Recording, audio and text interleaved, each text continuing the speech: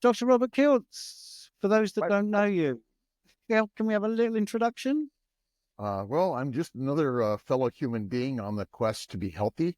And as a physician, I found out that my advice as a physician was aiding in my and other human beings' unhealthiness. And I learned about paleo, keto, and then about 15 years ago, almost carnivore. And what better way to share health and wellness than being on social media, which is really the new healthcare menu. Absolutely, Rich. What would you like me to hit Robert Kiltz with? I know we had you on. Welcome. Yes, welcome back, because we had you on this time last year. Wow, how quickly 12 months has gone. It's the measure of these dates. It's like every appointment I have on an annual basis, I decided to cancel them all because between last one and this one is just way too short. But Yeah. it is a short life, and we want to do the very best to make ourselves the most healthy.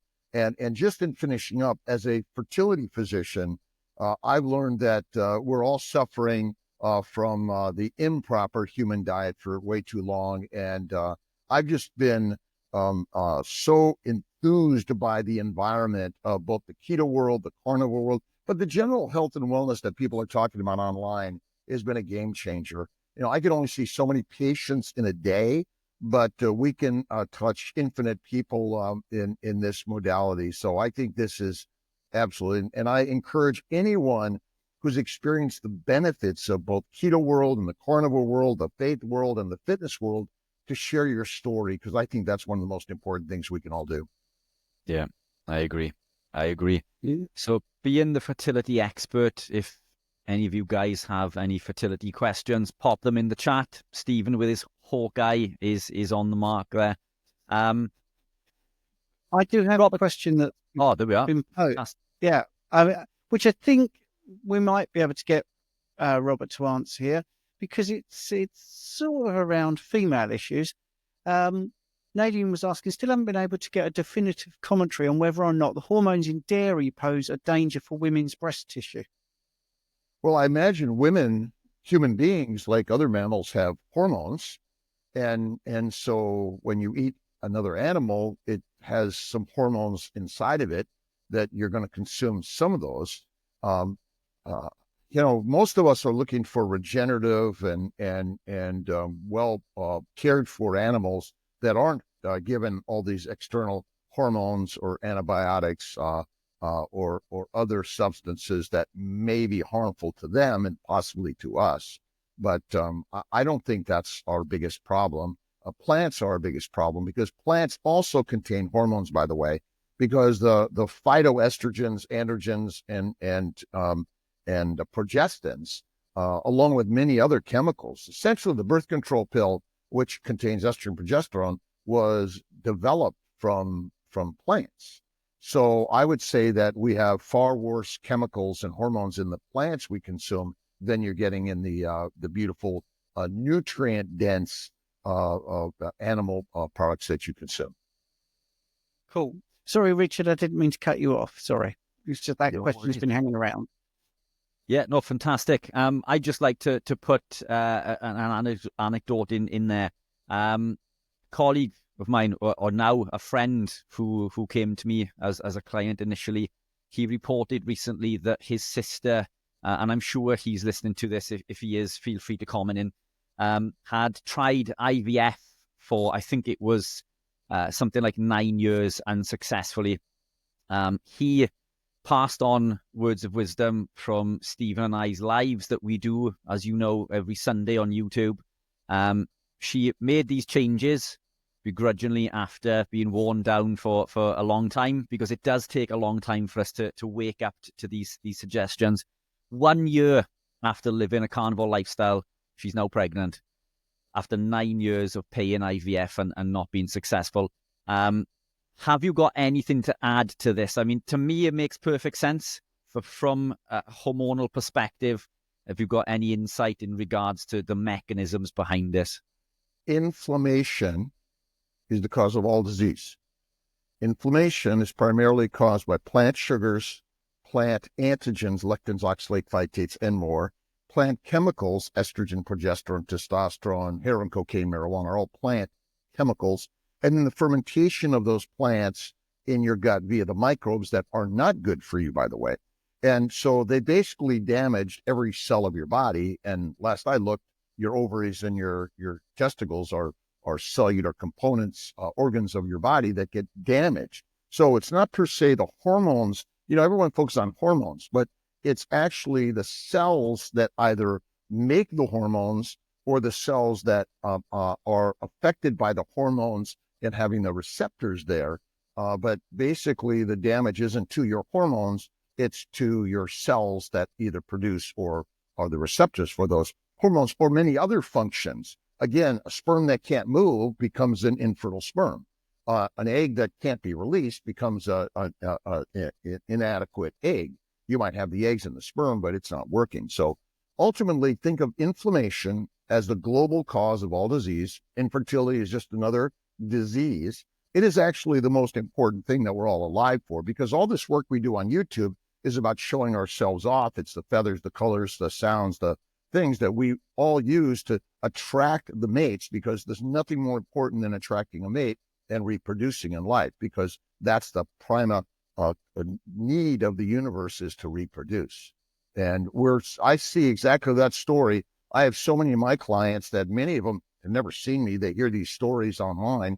They go keto or carnivore, and they suddenly better sperm, better eggs, better embryos, better environment. They conceive and deliver a baby, even after many failed IVF cycles. At Xenolite Fertility, my job is affordability, access, quality, and integration. So I am a standard medical doctor. I perform lots of surgeries and lots of IVF and those sort of things. But if I can help you clear the inflammation and heal yourself by these simple ideas of keto carnivore, which is crazy, and it works.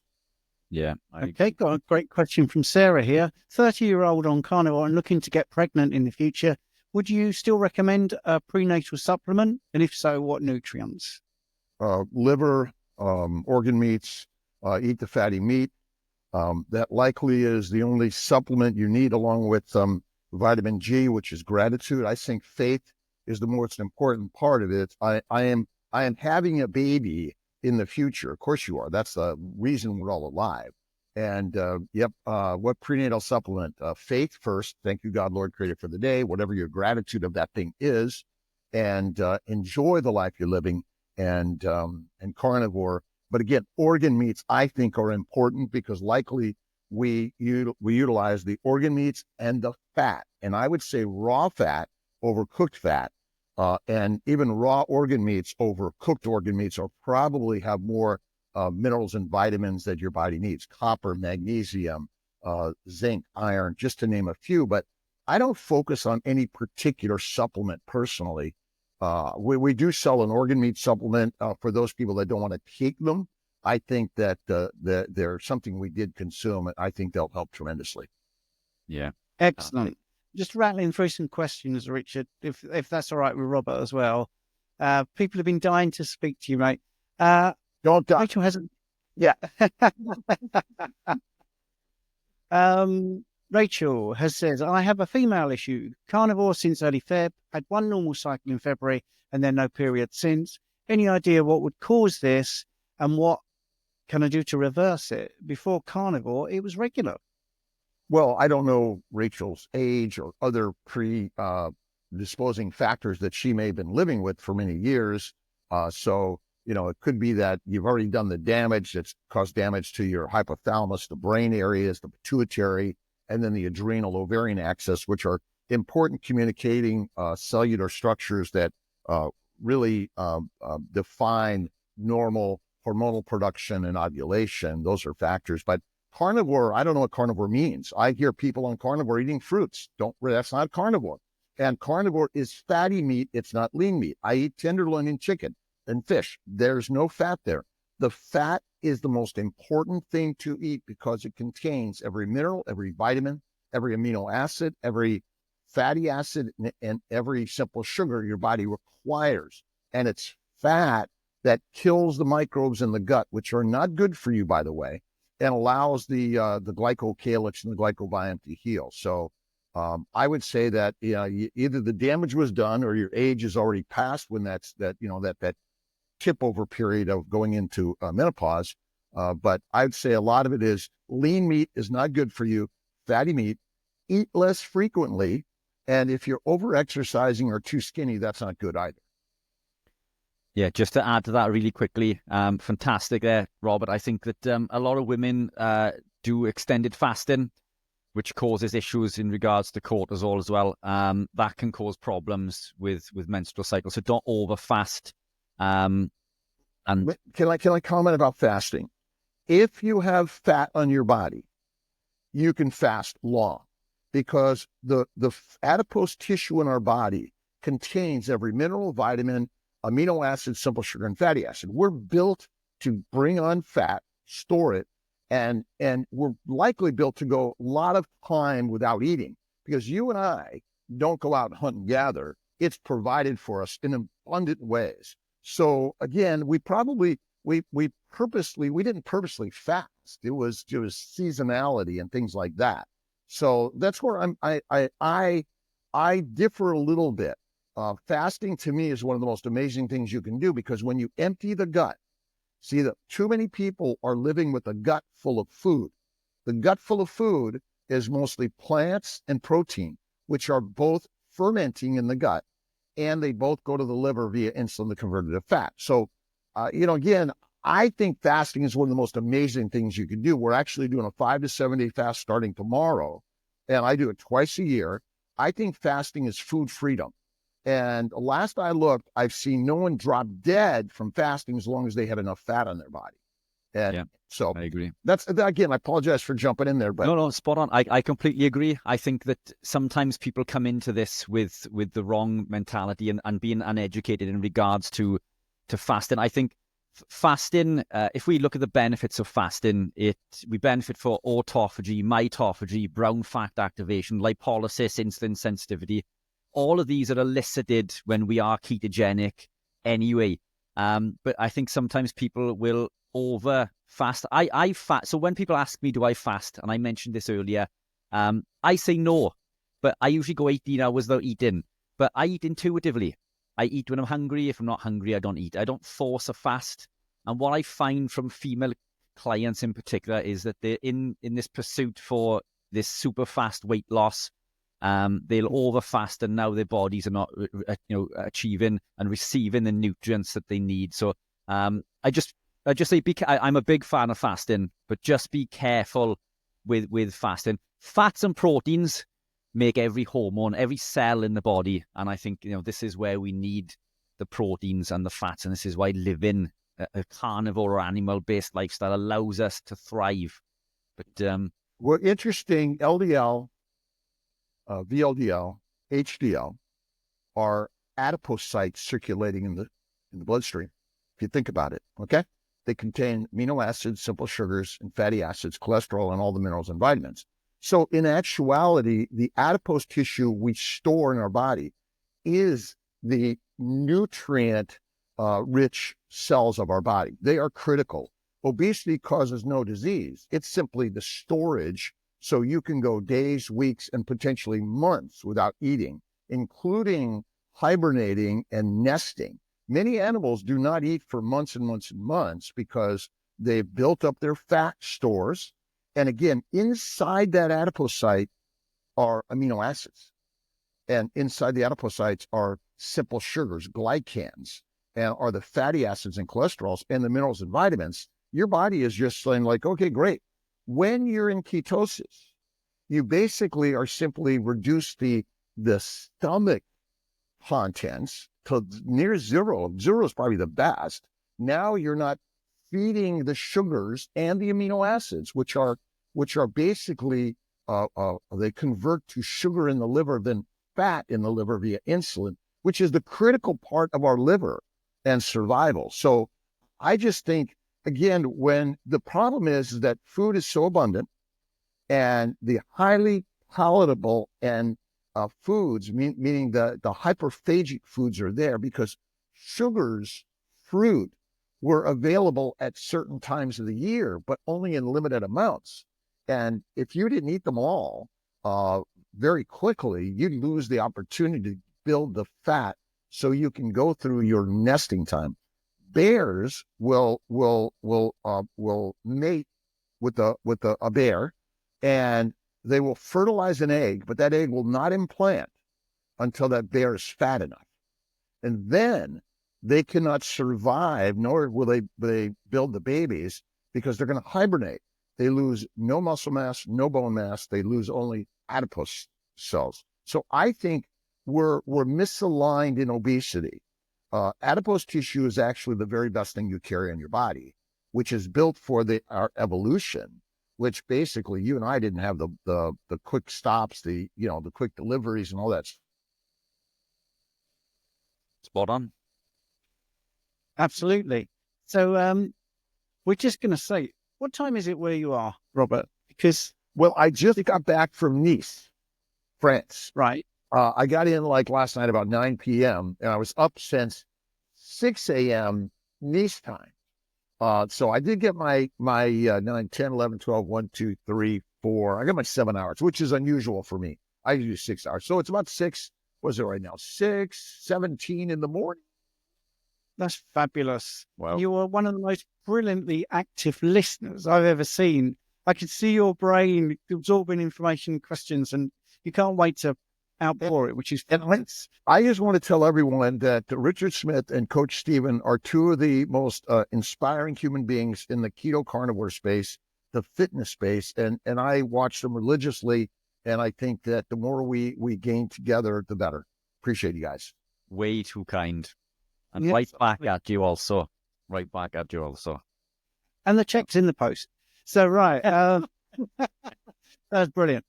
So somebody's put a comment here, which is Dr. Kiltz is the only, this isn't true, but this is how they're seeing it, is the only person to talk about the vital glycocalyx. So why do you think that glycoproteins and glycosylation is the thing you're a little bit known for now, as well as fertility? Well, my sister Marianne died of diabetes. And then I read a book called The World Turned Upside Down by Richard David Feynman. And basically it said that glucose is never required in our diet. Sugar is not required. So wait a minute, but sugars are energy, but it's not required in our diet. And then I said, well, if sugar is not our energy, then what is sugar for? Well, we know that in ketosis, you burn fat. Well, then I said, well, you mean you burn sugar sometimes and then fat other times? What if that is not true? What if we only utilize acetyl-CoA from fatty acids and we never use glucose for energy? Glucose, I said, well, we know glucose glycates, rusts, so it's very bad for us. So if I never eat it and I keep my glucose low, I'll be healthier. Well, then what's glucose for? Well, I knew about glycosylation, which is the post-translational modification of a protein by adding a sugar to it to give it its proper shape, charge, pH, whether it dissolves in water or not, and its proper function. And so we're simply glycating because of our excess sugars and proteins, by the way, that are damaging our body. And so because of my sister's death and my best friend Dave Kilmer's death from medical school, he died at 52 of cancer. And I read the book by Thomas Seyfried and Otto Warburg's work on basically glucose is a glycating agent that causes cancer. But we talk about, sugars of burns energy, and then you switch over to burn fat. But that didn't make sense to me. And when I learned about the glycocalyx and glycobiome, and that basically there's a mucopolysaccharide layer, a sugar layer, that lines every cell of your body. It's actually the barcode. It says, come on in or stay out. You could not live without the sugars in the glycocalyx. And so we can live without eating plants, which basically all break down to sugar. And protein, by the way, is glucogenic or ketogenic. Basically, they both amino acids are sugar-like. And that's the part we're not talking about when it comes to proteins and amino acids. We actually have a very small requirement for for amino acids because they're in the adipose tissue we eat. So why me? I don't know. I'm a crazy man a little bit. And in this world of fertility, talking about keto or a carnivore is kind of like, ooh, can't do that. But like everything else, my job as a physician, I get paid a lot of money to help people to heal themselves, hopefully, or we help them in either surgeries or drugs, dissections, all sorts of things. And I was like, well, but the reason I went into medicine was my sister Marianne and just seeing the suffering and my parents and many others. And so my mission as a physician is to dig deep and ask questions and not even believe what we say. Like, wait a minute, you guys don't know what you're talking about. We don't. But Yeah. the glycocalyx, the glycobiome is the bomb. Yeah. And I think, this is this thing about not questioning science, which is something that's a terrible phrase that's been around for the last 4 years. If you don't question science, it's not science. It's just, we've got to keep asking questions. And we have to question ourselves too, because if we chastise the standard world for every time someone says we need another scientific study, I'm like, isn't that how we got our problem ourselves into this problem? Another scientific study? I mean, it really is pretty simple. This is thousands of years old, this story. We don't need another study that says, oh, carnivore works. Well, fake fasting. Again, carnivore works because it minimizes or eliminates the plant toxins. Okay. That's really the simple part of the story. You can live as a vegetarian pretty long and pretty healthy if you, in my opinion, you do more fasting and you add more fat. You cook the carbs well. When you cook a plant, you kill the microbes, bacteria, yeast, and viruses, and other microbes are all over the plant. You simplify the sugar. Simple sugars go to the liver faster and are converted to fat faster in order to lower your sugar levels in your bloodstream. That's really what's so important in this. Great. And we've got another fertility-based question, which is understandable. Do breastfeeding women on a carnivore diet need to eat more, increase calories to maintain milk supply? Well, how many calories do if you're thriving and surviving, your baby's thriving and surviving, you're likely getting enough calories. I mean, we know one of the biggest problems in life is losing weight, right? That's the biggest problem. People can't lose weight without a drug, a doctor dissection, or some crazy diet. And so I don't think lack of calories is our biggest problem. And breastfeeding, again, on carnivore is like the very best thing. Fatty meat. The breast tissue is made of fat. And remember, adipose tissue contains every mineral, vitamin, building block of your baby and your body. So I think that, if you're losing too much weight, eat more fat. If you're gaining too much weight and you're either move a little bit more or eat a little bit less. But, historically, we didn't get advice from a doctor or a dietitian. We just lived on the land of life. And eating a meal a day to me suffices for most of us. But the majority of the food we eat today is low fat. And that's one of the problems. We're getting a lot of protein and plant sugars, which are glycating, damaging our gut so that our gut absorption is diminished and it damages that glycocalyx. So I would say that, again, if your baby's not thriving and not getting good breast milk, that's where you might seek out a nutritional consultant on keto carnivore. Yeah, great. A few people talking about, we use the word calories. I don't believe in calories as such because I think different macronutrients do different things, but people understand the word calories. We could say more nutrients. We could say more mass of food, whatever. So anyway. Well, a calorie, I mean, let's just call it a calorie, okay? So meaning that, of course, there's lots of definitions of lots of things, but you want to increase your caloric intake, which is your energy in, or reduce your energy expenditure in order to gain more weight, if that's what you want to do. But again, you're right. If your glycocalyx is damaged, your absorption of those nutrients or the loss of nutrients is going to be affected by that. So, but you're right. There's a scientific definition of a calorie, but I think in general, we know what things have higher caloric intake, which are lower caloric intake, but it's not, nothing is exact as we think it is. No. And I've got another question here, which is really broad. Why do women get hot flushes in menopause, and how can you lessen them?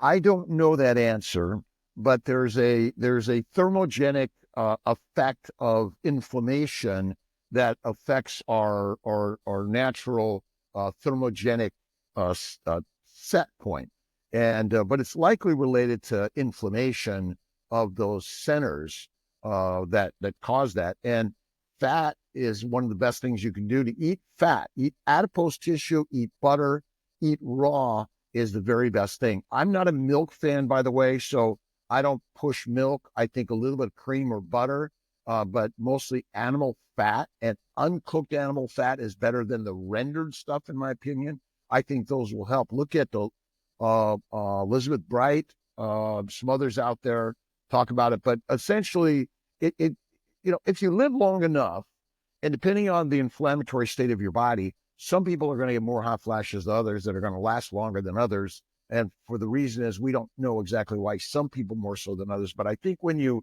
reduce inflammation, you add more fat, and you get out in nature, sunlight. I love the cold water work, and I love the warm water work. Weights, walking, and wagyu, fatty steak, and meditation, prayer, and acupuncture, and chiropractic. I mean, there's some things that you can do, but sunlight, work out. I think that's really important. I'm not a big fan of, quote, exercise. Excessive exercise can be harmful, but you got to move in life. And the more you participate in life and you're doing something, get your mind off of the things that are going on in your body. And sometimes, wow, I didn't even notice it's gone. Oh, DD, strict carnivore, chafy style, plus extra cold butter, 4 months, fit and healthy, on HRT, post-menopause, 4 years, trying to wean off estradiol patch and progesterone, but hot flushes come back. Any advice? So it's sort of covered that a little bit there. Pull it.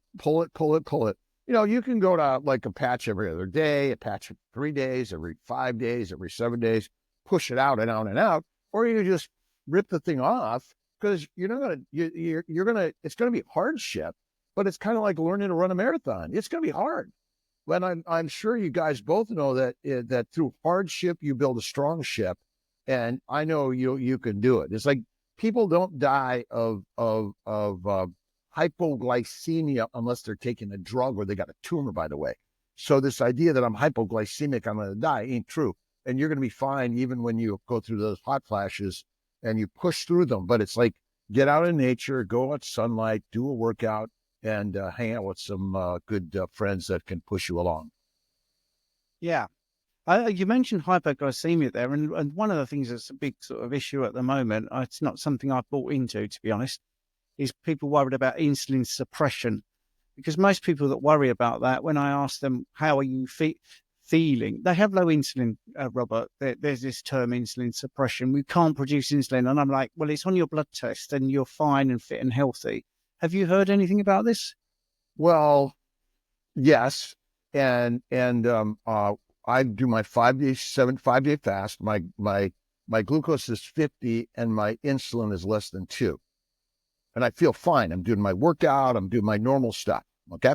And so I think that once again, man, I'm feeling shaky and I'm feeling a little dizzy and lightheaded. I must be hypoglycemic. I go grab myself some sugar. I pound it down, and then sugar stimulates insulin, because insulin's job is to convert sugars and amino acids in the liver to fat. That's all it is. And so, but I have heard about it. Again, we have psychologically misinformed humanity to believe in incorrect. It's called propaganda. And, it's like, oh, I need some sugar. Even in my operating rooms, in my surgery centers, my nurses are always grabbing for apple juice and giving crackers. And I'm like, I'm not there all the time. And so I can't control it 100%, but, that's what everyone believes. Yep. Richard, you're very quiet. We need to unmute you. Unleash the Richard. Just let in the fantastic doctor spread the good word. God bless you, Richard. Thank you. Well, come on, Rich. You must have some burning issues with your thread. So yeah, just a couple of other things to add to some of those things. You know, omega-3s and saturated fats are really important during menopause. Menopause mimics the last phase of a cycle, so progesterone and estrogen drop, which can lead to things like hot flushes. But we need, as Dr. Kiltz said, we need more saturated fats, omega-3s, selenium, coenzyme Q10. Eat as nature intended. All of these things are found in organ meats and animal proteins. It is quite literally as simple as that. Just get back to eating normal, and there it is. You know, it really is, because ultimately we, again, no disrespect to anyone in this world of keto carnivore nutrition and all the science. I don't know what an omega-3, omega-6 fat is. I don't know what all these micronutrients really are, because ultimately I just know what my food is. And so we can simply eat the fatty meat, the butter, the eggs, and be healthier than anything. I'm a big fan of salt. I think salt is good for us. Find a really good nature's made salt. You know, it's right from the beast itself, from the caves or wherever, the oceans. And I took a dip in the Mediterranean Sea, and I was just so beautiful. I went for a nice walk, run, and I do light stuff.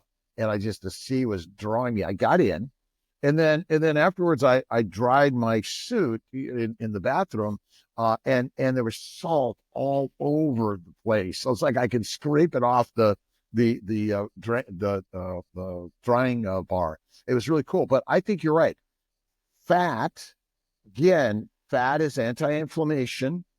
When you eat it, most people, again, they're carnivore. They eat lean meat, or they cook their meat in a way that the fat is gone. I eat tremendous amount of fat. So when I was in Nice, I was like, can you bring me butter? Melted butter. I mean, they couldn't, finally, after 2 days of doing this, they gave me a big pitcher of butter melted that I poured over a very good picanha with a lot of fat. And everyone else cuts the fat off. You must eat the fat to reduce inflammation in the gut. And the microbes are not good for us. The microbiome is actually a killer. People don't understand this. The bacteria, yeast, and viruses are the leading causes of disease in this world. And we propagate it as good, well, because it's there. But it's there because of a high plant protein-based diet, which are feeding the microbes, which are causing tooth decay, tonsillitis, esophagitis, and then every other disease in our body. If you feed a cow fat, it dies because it kills the microbes in the rumen, and they cannot live without the microbes in the rumen. So you and I think, well, the probiotics are good for us based on what science? Science to actually sell you another drug and an idea that, question it. Would you put microbes in an open wound? You would not. And they're getting into our gut, they're getting into our bloodstream, and they're causing a tremendous amount of disease and damage. Yeah, spot on. I've never seen you so quiet, Richard, but I'm enjoying it. So I'm going to ask a very quick question. And again, we're going to fertility, obviously. Should you wait until breast milk supply has regulated before transitioning to carnivore? Oh, you should transition to carnivore the moment you're taught. You hear about it and you're taught about it, because carnivore is our proper human diet, as our good friend Ken Berry has coined. It's our ancient. It's what we came out of the trees not to eat the grass, but to eat the grass eaters. We are hunters like wolves and lions, and we realized that making tools and weapons and hunting in a pack was the best way to find the very best food. And however we transitioned to that, we likely ate raw meat, raw animals, and raw fat. And how fast should you do it? As you're listening to this, you should go like, these guys are crazy, but I feel great, but maybe I can feel greater. And that's the part that changed my life. Again, I learned from people like yourselves. I learned actually, some of my patients were getting pregnant on paleo diet maybe 20 years ago. And I'm like, what is this? I was already into Atkins and Weight Watchers and all the excessive exercise and stuff. And then when I then learned, I met Marie Emmerich and I learned about keto concepts. And that's where the world turned upside down by Richard David Feynman. And then I said, okay. And then I met some guy who was like, you guys were ripped. And said, I only eat meat and I don't exercise. And I'm like, that's for me. And I have almost 15 years ago. And again, did it take me long? I was like, my favorite meals in the universe were always lamb and beef. That was my birthday, it's a gift. Here's some lamb chops or T-bone steak. That's what I got. Now, I didn't realize they technically weren't fatty enough and they were probably overcooked, but this is the most important thing you can do. Excellent.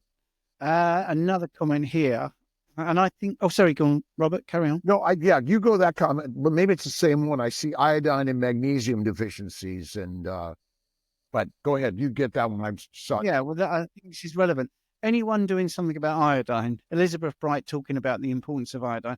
I mean, I talk about the importance of an iodine clearance test if you really, really want to know about. But yeah, go on, Robert, fire away. Well, the chelating agent, plants get their nutrients from the soil and they chelate them. They bind to their roots and they bring them in. So when you eat plants, well, many of our plant products we eat are highly fibrous and they're non-digestible. So they're just chelating all the minerals and vitamins inside your gut and they're going right out the other end. So the very best source of getting iodine, magnesium, and all the minerals and vitamins is fatty meat and fatty organ meats. And so we basically, a plant-based diet is a chelating diet, meaning it grabs hold of those minerals and vitamins and takes them out the other end, and you're not the wiser. And then we're taking supplements, and then I'm wondering if all these extra supplements are doing the same thing, because if you're on a standard diet, it's just going out the other end, most of them anyway. Yeah, just to add to that also, I think, what we eat, as you say, Robert, is very important. What we don't eat, I think, is equally as important. Cruciferous veg, broccoli, for example, high in a compound called sulforaphane. Sulforaphane, it competes for absorption at the thyroid for iodine. So these cruciferous veg can lead to goitrogens and hormonal issues. So, I mean, it's removing these plants is just as important, I think, as consuming the fats and the proteins. Think about it. This is very good, Richard, what you just said. So goitrogenic foods, just look up goitrogenic foods. What is a goiter? A goiter is a damaged, enlarged thyroid gland. It's either hyperfunctional or hypofunctional, and it develops cysts, tumors, and cancers. It is one of the most commonly diagnosed problems on the planet, okay? And if you look up those plants which cause goiters, kale, asparagus, broccoli, cruciferous vegetables, peanuts, seeds and nuts, wine, all alcohols, coffee and teas, soy, all these things cause damage to your thyroid gland. Well, do they only cause damage to your thyroid gland? What if all those plants cause damage to every cell of your body?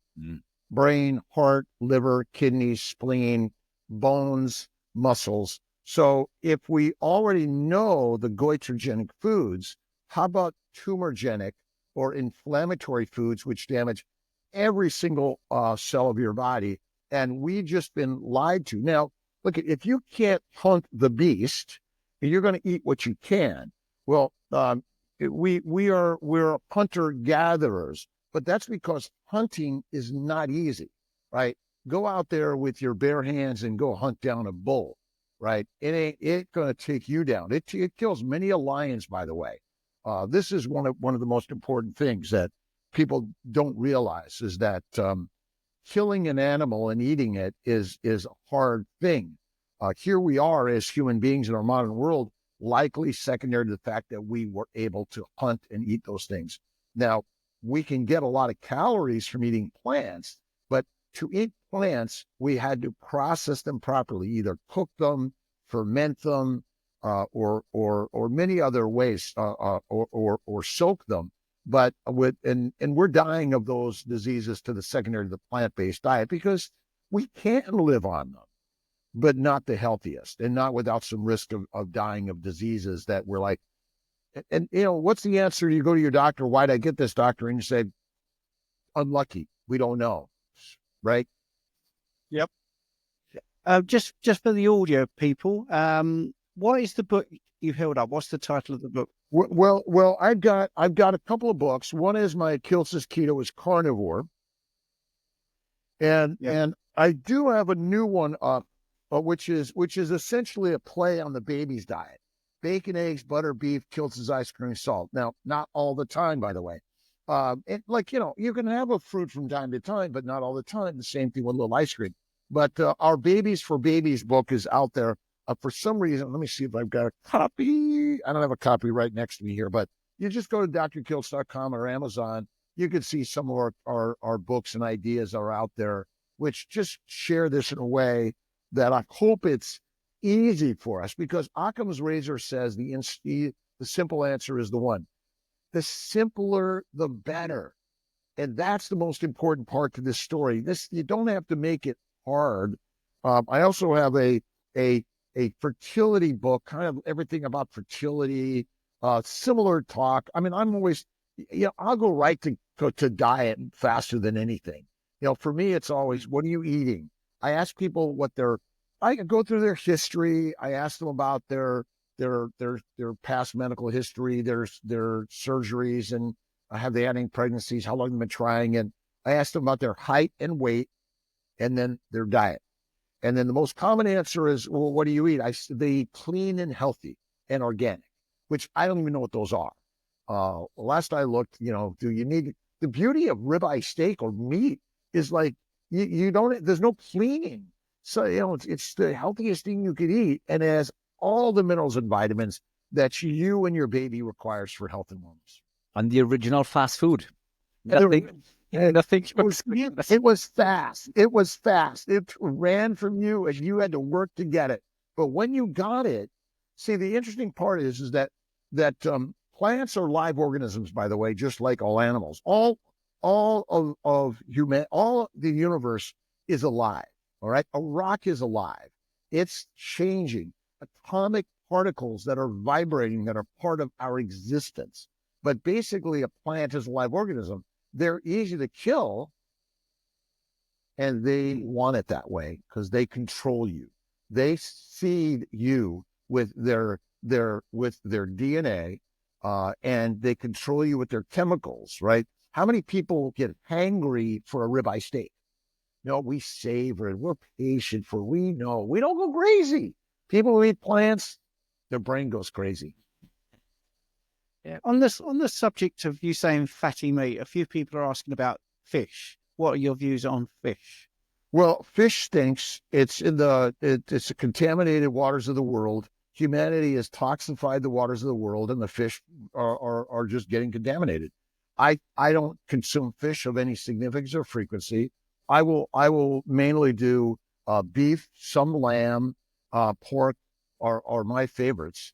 And that's what I think is one of the biggest problems in this world, is that, and we're over grazing the fish population.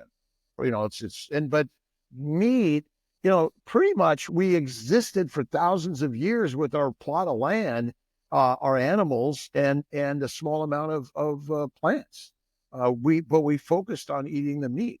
And I think eating that meat is really, the fatty meat is that critical part of it. And eating meat is actually more affordable than people realize. You can get ground meat. You can buy a quarter cow, half a cow, or get yourself some land and raise your animals. That is one of the most important things. And eating less frequently is the best. And remember, the fat contains twice the calories of a protein or a plant carb, sugar. So you're getting more for less. I mean, go to the butcher and say, can I buy a bunch of fat? And, they pretty much want to give it to you. Yeah, I did this week on Wednesday. So I went to my local butcher with a good friend of mine, Mikey Davis, who used to be a vegan. So he came to see me as a vegan 2 years ago. Very good Ironman athlete, and he was ranked in the top 50 in the UK. After seeing one of my talks on athletic performance, he came to see me after, and he started introducing beef liver and other animal proteins. He's now predominantly carnivore. So fantastic turnaround. Mikey last week won the European Championship. So he's gone from being 48 in UK to number 1 in Europe in 2 years of living the carnivore lifestyle. Anyway, that's just by the by. But we went to the butcher. So him and I are standing by the butcher counter, and a lady comes along and asks for some lamb, and she says, "Can you cut the fat off?" And no disrespect, but this lady was probably 4 times the size, if not 5 times the size of myself. And I just said, "Oh, do you mind, Chris, or Rich, whoever was there, do you mind if can I have that fat?" And she looked at me and said, "Why do you want the fat?" And I said, "Well, the fat is the most important thing." I said, it's incredibly important for hormonal production. I give the whole spiel. Anyway, she looked at me as if I was absolutely mental. And I explained to her that it was imperative to help with healthy living and weight loss. And I'm standing there, not obese, single-figure body fat. You've got Mikey, this guy who was number 1 in Europe, super lean, ripped and shredded. And this woman just looked at me as if I was absolutely bonkers because I wanted the fat off the meat that she didn't want. But it's like the whole society is... what's the word I'm looking for? Blinkered, blindfolded. They are narrow-minded. They can't see what's right in front of them. Well, propaganda. You're right. It's because we've been brainwashed and brainwashed. So that is a particular problem, because I still think the focus on protein is incorrect. It's fatty meat. That's what we should be eating. Because we don't know, I don't know what protein is technically. If you look at a muscle cell, it's made of fat, right? A muscle cell is made of fat. It has amino acids in it, and it has some sugars, some glycans in it. But I'd say that you're absolutely 100% right, brainwashed, bonkers, right, in the incorrect advice. But as you share it, this is what I think the beautiful story you're sharing is, see, I do not believe obesity is a disease. It's a state of the body. Oh, it's a state of the body that might be in your favor if there's a famine. Skinny is not in our favor in our historic environment. So I just don't believe that obesity is the cause of any disease. Obesity is a state we're meant to be in from time to time, depending on the environmental factors. But I would say fatty meat is what you want to eat. And if you focus on that, you'll get everything. But you're right. And so you got it for a discount, right? Yeah, I did. So in fact, he gave it to me for free. So I had this lump of fat for free, and it was lamb fat. It crisped up incredibly well, and absolutely delicious. But just to reiterate what you said, is that what you call fat free? Sorry. Well. But I'm actually recommending eat the fat raw, because when you cook it, denature the particles. And if you look at Pottinger's cat's book, Pottinger's cat, basically cooked meat and pasteurized milk was not good for the cat and its future generations. So we are damaging the minerals and vitamins and amino acids and simple sugars and fatty acids that are critical for our body, in my opinion. That's one of our problems, that if you eat the raw meat, but I do love it. I was at it when I was in Madrid last month, and in Madrid, the guy took the fat and he just left a bunch of fat on there. Really good. I was loving it, but he took a whole bunch of it, brought it back, he rendered it and brought it back to crispy little pieces, which is like savory. So I eat raw fat. I love crispy fat also, and I think this is a question that comes up quite often. Does cooking denature your food? Yes, it does. But not many people are going to eat raw beef like you and I and Steve would.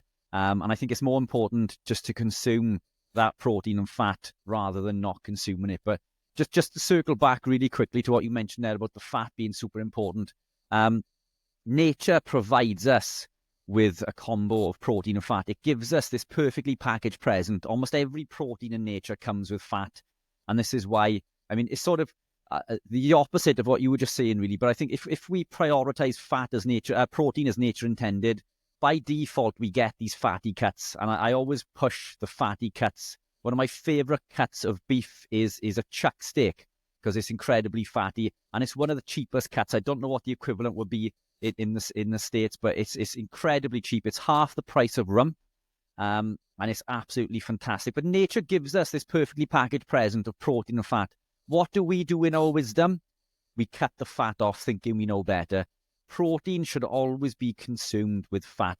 And coming back to the point you made with a cell, a standard mammalian cell, for example, the weight of a cell is around, and this is a ballpark figure, 70% water. Beyond that, from the remaining 30%, 18% is protein, 5% is lipid, and only 2% is polysaccharide. So the cell is predominantly protein and fat. So this is where we need to be consuming our foods, as proteins and fats. The phospholipid bilayer is the bilayer, which is fat, of every membrane of your body. So I would say that the majority of our body is actually fat. Without it, you dissolve in water. We don't dissolve in water because we're fat cells. And so fat is the most fantastic thing you can have. And again, my bet is we're fat phobic. We should not be fat phobic. Spot on. And I think if we can basically give positivity to all of us and realize the science is wrong. Obesity causes no disease. The cause of disease is a low-fat diet, which actually makes us fat. But while it's doing that, it inflames every cell of our body and causes the diseases that we're suffering from. And obese people happen to get more of those diseases because what did they eat in order to get fat? Lean meat, protein, and plants. And I think you're rock on, guys. Yeah, spot on. I think I've lost my trail of thought there because Dr. Chafee's just messaged me on WhatsApp, so I've lost my trail of thought. Apologies. But yeah, you're right. Fat is super important. I think the fact that it's called fat is the problem. We really need to think of calling it something different, because we think the fat makes us fat. Fat does not make us fat. It is the giver of life, I believe, and one of the most important. Adipose tissue, muscle tissue. Remember, if you look deeply, you'll understand that fat is the most important thing in our body. Without it, you're dead. Anorexics die fast. Obesity does not die fast. And if you look at someone who's 400 pounds walking around, their muscle strength and their bone strength is better than most. And so we actually have it wrong, and that their muscles are big to carry that body. And their bone structure is the same as yours and mine. The only difference is their fuel tank is far greater. And as we teach people more towards one meal a day, to me, that's the very best way, and do some fasting, you'll then begin to get some power of not being, food addicted, right? The ability to say, I don't need it today. I'm good. I can go days without food and feel the very best. Yeah. And, it's one of the best times I've ever felt in my life was when I did an extended fast. The longest I fasted was 3 days. I've spoken to a good buddy of mine who I know that you know very well, Ben Azadi, and we went into the benefits of max autophagy. And I think we came to the conclusion that in a standard state, max autophagy can be reached within 5 days. But if we are ketogenic, we can achieve this in a lot shorter space of time. But the best I ever felt. The glycobiome needs time to heal. As long as you're eating food, even if it's in the keto world or the carnivore world, you are still damaging your glycocalyx of the GI tract. So resting is what you want to allow it to do. Autophagy is always happening in your body. You're just less poisoned. So when you don't eat, you're actually reducing the damage. It's kind of like your car, right? The more miles you put on it, the more damage you'll get to the car. So you have to give it some time to rest and digest. Again, my bet is we are built, remember, your body is fueled only by fat. Your body is not fueled by sugars. Glucose is a glycosylating agent like mannose, sucrose, fucose, N-acetylglucose. I mean, there are 9 sugars that circulate in our body that are critical for the glycocalyx. And without it, you're dead. And so what's sugar for? Well, remember, if you eat food, amino acids and sugars, glucose levels rise, insulin levels rise, And then those levels drop because they're converted to fat in the liver in order for you to function normally. Yeah, spot on. Brilliant. Now, Richard, you're looking there as if Dr. Chafee wants to come in. Is that Yes, is that Ian, right? and yeah, I just messaged Chafee on this. Apologies, yeah, you just asking a few questions, so I wasn't ignoring you, Doc Kiltz. Apologies. Bring in Anthony, man. He's the man. I think Dr. Kiltz has done so many lives. He knows what it's like when you've got messages flashing up. It's good. I've got 3 screens in front of me with various things going on, so it's yeah. But no, it's great, and I love how you continually put new information out there, Robert. I think it's just really interesting, and you're so not brave. Brave's not the wrong word, but you'll plough your own furrow. You won't listen to what everyone else is saying. You'll find out. I'm like that. If something doesn't make sense to me, I've got to know. It doesn't matter who told me. I mean, all the influencers out there that I love, if it doesn't make sense, then I've got to research it myself. I've got to come to my own conclusions and use my own experience and experience of people I coach. So occasionally I say something and everyone's like, well, I've never heard that before. It's like, well, that's what I've come to. I've come to this conclusion and this is how I present it. And I love how you do that. Well, the question is, what's the ideal anything? I mean, there really isn't a one ideal technically. I mean, you could live on a vegan, vegetarian, Mediterranean, pescatarian, carnivore diet for a long time. My parents lived to 94. They're primarily Mediterraneans. My grandmother, 104. And there are many people that live a long time. And we're not claiming that carnivore means you're going to live long. We have no idea how long you're going to live on this diet. But it is quite remarkable. And I went into medicine in order to heal and help people. And, really the world today is each and every human being is their own clinician. And the information is available online today, by the way. And that's the amazing part of this. It's all available. Why don't you bring on Anthony? Bring him on. Bring them in. Is he there? No, he's not. He's not on there yet. Not there yet. Again, this is the beauty of what you guys are doing. Again, we in medicine, it's like, oh, where'd you get your MD degree? I mean, again, MD degrees doesn't matter. I learned so much that's wrong. And again, even in the keto carnivore world, we all need to be open to maybe, again, autophagy. Does autophagy ever stop? It doesn't. When you're dead. It doesn't, yeah. And it becomes less toxicity, less damage, because what causes damage? Oxidative stress, secondary to eating food. You can't, no matter what you do, you burn fuel in an engine, it's going to damage the engine. Same thing going on in our body. But maybe it's a way we can live it a little bit better and longer. That's what I love. Steve, I hope you don't mind me asking, but after last year's live, we invited Dr. Kiltz on to our Sunday live to give that presentation on the glycocalyx and glycoproteins and things. And it's one of the best presentations I've ever seen on it. Would you be willing to come back on sometime in the near future for that? If you don't, I'm going to be upset. I love it. Awesome. Yeah. Fantastic. Steve, as long as that's okay with you, obviously. Well, yeah, absolutely. I mean, that's what I was trying to get at. I mean, I did a live Q&A without Richard, and somebody messaged and said, it was a little bit acidic what their comment, and it said, my friend has just got over cancer and they're strict vegan. What do you say to that? And I just went, that's great. That's great. And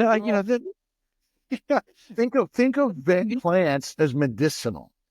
Remember, the plants were the first way that we went around the globe, and the spices and plants. I mean, we went around the globe hunting for the healer, right? The fountain of youth, something to heal all. It's all, and most of the drugs today initially came from a plant-based scientific understanding, and nowadays we're able to make them synthetically, and that's the really big difference. But it doesn't. You can live a long time on a vegan, vegetarian, Mediterranean diet also, but if you're sick, my bet is we could link it to glycation, oxidative damage, and stress, or some toxin. Heroin, cocaine, marijuana, nicotine, caffeine, alcohol, Remember, you're making alcohol in your gut because you ferment. Proteins are fermentable, and so is sugar. So the microbes are fermenting a high protein diet. So if you look carefully, amino acids are fermentable in our gut. That's why I do not recommend a high protein diet. I recommend a high fat diet, medium to low protein, and low to no plants. Cool. Somebody's asking, not for you, Robert, but for me. Shane, they're saying, Shane, we can't watch it all. Well, basically what's going to happen is once this 24-hour live stream is done, I sit sadly at that table over there and I cut it into 24-hour segments and I do all the timestamps. So it's all searchable. So if you want to see, the person that was on 8 a.m. answer about fiber, you'll be able to find it. All right. So yes, we're doing 24-hour live, but we can cut it up into 1 hour chunks. Tim mentions, I'm in my 50s with 12% body fat and perfect healthy. Interesting. Again, I've seen so many people healthy then drop dead. Sarah Hallberg was one person who was healthy and drops dead in cancer. My best friend Dave was one. So the trouble is, this is where the plant-based problem comes in. Plants and proteins are glycating. They cause rust deep in our body at every cell level, and they cause all of our diseases, including cancer, dementia, depression, Alzheimer's, all these diseases. We just don't know when they're happening. And what we don't know is if you're primarily a fatty meat eater and you eat less frequently, we can't say yet whether or not you're not going to get these diseases. But certainly all my arthritis, psoriasis, migraines, kidney stones, bowel bleeding, hemorrhoids are gone. I've never felt better in my life. And so the focus should be on fat first, proteins, and then thirdly, sugars, and minimally.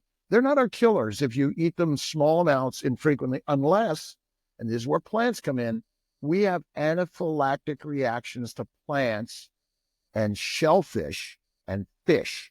But last I looked, ribeye steak, fatty ribeye steak, anaphylactic reactions, I've never seen it. The tick, again, is very, very, very rare. Yeah, cool. Yep. Now, Anthony's got some tech issues apparently.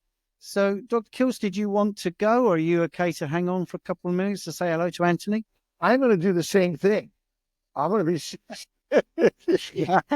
Hey, I'm hanging out with you guys. Whatever. I love hanging out with you and Anthony, and I'll just. Oh no! Well, it's great to have you. I mean, if we can lean on your expertise, it's fantastic. But you're also a really nice guy. And one of the things that happened last year, for people that don't know this, is Robert isn't saying all this just to sound good. He does really genuinely listen because he comments on things that we do. And the second part of our 24-hour, he dropped a comment in, and I said, "Oh look, come back on. Will you come back on?" And he came straight back on. So generous with his time and a fantastic person, good information, a great Instagram, very inspirational. So fantastic. Right. So I'm going to ask you one of the questions that we've got starred, if you don't mind. This is an interesting one for me as well, personally, because I had a calcium score assessed the other day. I know this isn't fertility, but I think you'll be interested in the whole talk. I had my calcium score assessed the other day, and the score was 1,114. I believe it should be a big fat 0. How do I get it down to 0? And for people that don't know what we're talking about, the coronary artery calcium scan is something that looks at your coronary arteries, and then it makes an estimate of how much calcification is in there. And I had that done before I was low fat, before I was keto, before I was carnivore, and mine was 639. Now, this little bit of story, because I know Robert likes stories, is just firstly to give you some context. So I was quite concerned about that, although I knew it was going to be high because of my high carb diet. And the consultant said to me, "It is high, but you need some context here. The guy I just saw, it was 3,000. So these are just numbers. These are numbers. How do you get it to a big fat 0? Well, my wife had a big fat 0, and she came to the same consultancy with me, and she just avoided things like bread and potatoes, and she had fatty meat. She had, full English breakfast, all that without the toast, but she just had egg, sausage, and bacon. So when I met her, I can remember saying, because I was high carb when I met her, how can you eat that and be so lean and so fit? So the point being, yes, a big fat zero would be great. Mine was 639, yours was 1,000, and somebody else's was 3,000. Now Robert can point it in the right direction. I've been carnivore for almost 15 years, and my father had heart disease. He lived to 94, though. He had bypass surgery at one point. And I get a Christmas present from a friend for a CAC score. And I'm like, oh, okay, I'll get this. I'm not a big test person because all testing has inaccuracies. I want everyone to know this. You are going to die.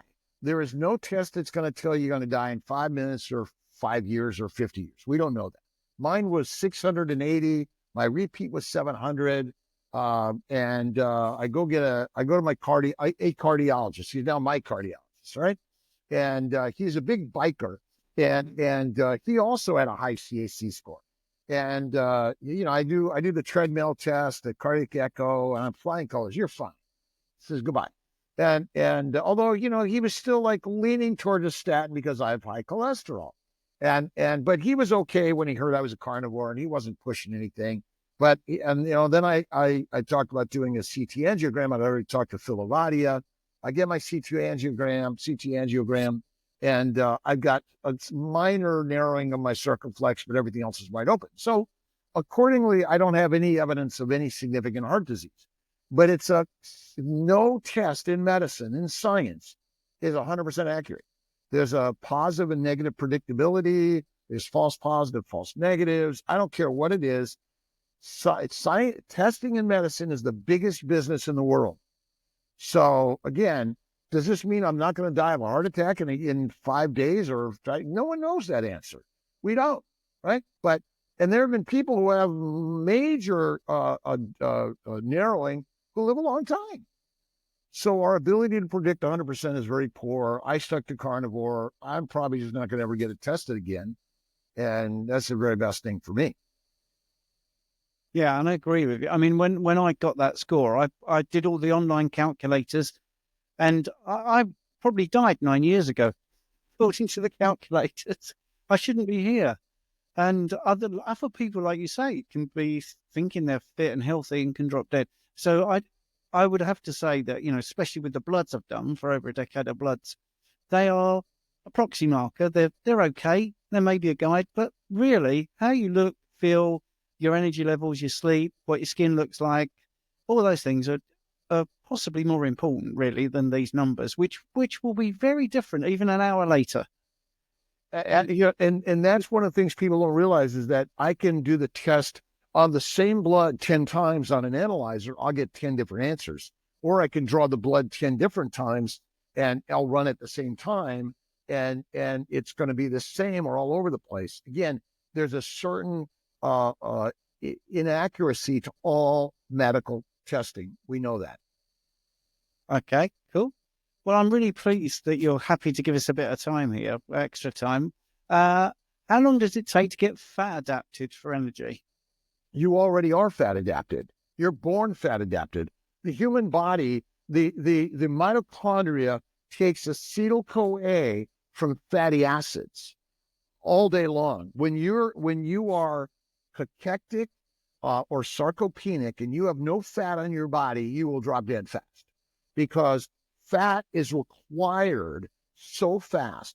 In order to take glucose and make acetyl-CoA, you have to go through several pathways that do not happen in most cells easily, okay? And so I would say that you are fat adapted. You mean how to not be addicted to plants and protein is really the question. Remember, they're highly addictive because they're supposed to be. Because if you did not have an addiction to a plant sugar at the right time of the year, you wound up dead from famine. But you need to eat food. There's nothing wrong with people who overeat and get fat. They're actually survivalists, right? They're the reason we exist, because if you could not survive the famine, you did not pass on your DNA. And really passing on your DNA is all that matters.